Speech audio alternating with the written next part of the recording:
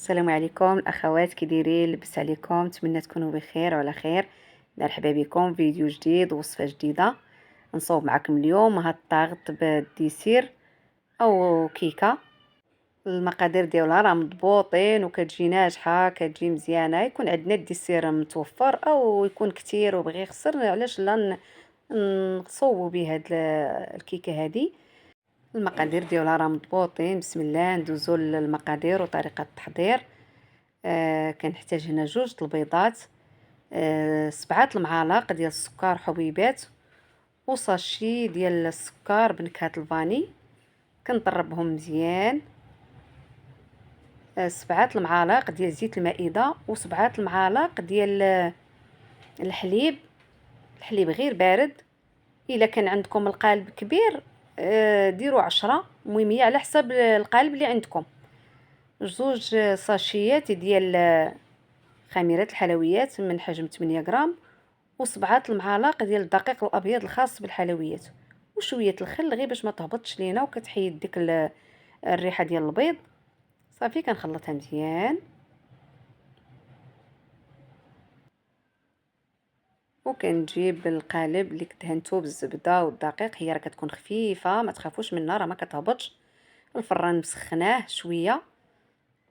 صافي وكندخلها طيب، وكندوز هنا نحضر الكريم باتيسري. كنحتاج كاس ديال الحليب كبير.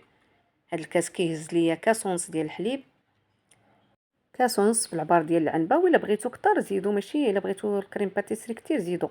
2 معالق ديال الكريم باتيسري و2 معالق ديال السكر حبيبات.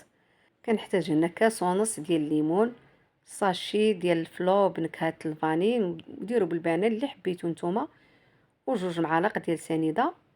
وكنطربو مزيان وكنخليه حتى كنوجد الكيكه، عاد كنشعل عليه البوطه.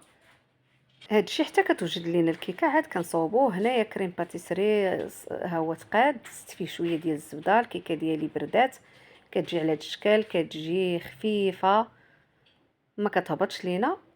صافي استعملت هنا الكريم باتيسري فوقها، نوزعوه حتى كنغطيها كامله. وكنبدا كندير الديسير اللي وجدت من قبل. انا استعملت هنا البنان والكيوي، استعملوا اللي متوفر لكم.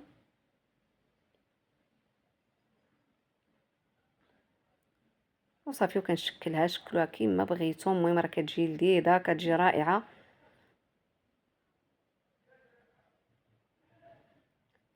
وكنستمر حتى كنكمل هاد الكميه كامله. وكندوز نشعل على الليمون اللي حضرت بالفلو، وكنبقى نحرك حتى كيوجد. كنقيسو نجربو هنا واش جماد ولا باقي خفيف. صافي كنحيدو شويه من فوق النار وكنخوي فوق الوجه ديال الكيكه بهذا الشكل هكا. كنوزعو فوقها كامله باش ما كيكحالش لينا الديسير. ملي كتغطيوها بهذا الليمون هذا ما كتاكسدش، كيبقى واخا تبقى يومين ما كتخسرش.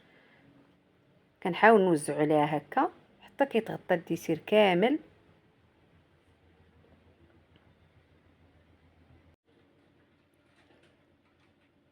نوزعو عليها كامله باش كتجي مقاده من الوجه وتغطى لينا الديسير. ندخلها للثلاجه تبرد شويه ونرجع معكم.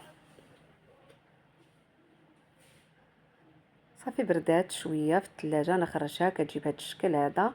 هاد الكيكات اللي كيكون فيهم الفلو ضروري نديروهم يبردوا شويه. ممكن ديروها في القالب ديال الزاج حتى هو راه كتجي فيه مزيانه، وتقدموها هكاك. وتزيدوا في العبار ديروا 10 المعالق 10. هذا هو الشكل النهائي، كتجي لذيذه وخفيفه. وشكرا على المشاهده، وكتستحق التجربه.